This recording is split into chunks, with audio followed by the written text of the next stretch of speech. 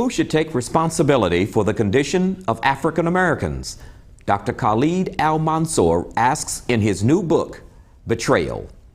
And Betrayal flatly accuses black leadership, leaders from yesterday and today. Moreover, the condition has been made worse because, Dr. Al-Mansour writes, black people, both young and old, have already reached an advanced stage of physical, spiritual, and emotional death.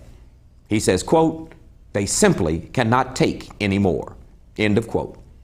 According to Dr. Al-Mansour's book, there is a historic pattern, quote, to trace the extent to which our traditional leaders have participated in the process of the destruction of the black masses, end of quote. I'm Tony Brown. In a moment, has the black leadership betrayed its own community? My guest is Dr. Khalid Al-Mansour.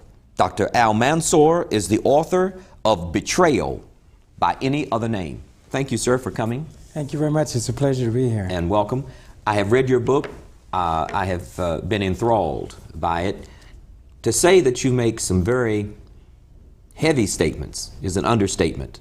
The premise of your book, that the black community, which is bought totally into its leadership, historically and in present day, cannot trust that leadership. Is that a fair statement for you to make? Is it based on something historical?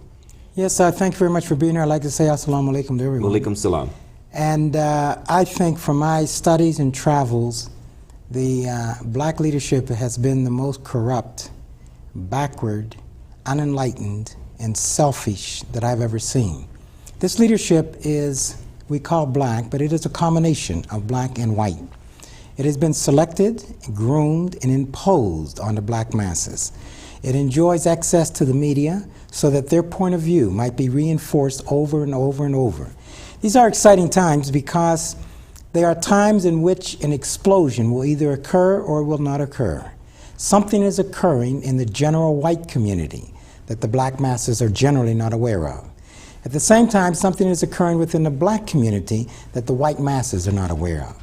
There are leaders on both sides, some of whom are frightened, some who feel they can manipulate the process, some who believe that they can benefit from the process and divide the spoil.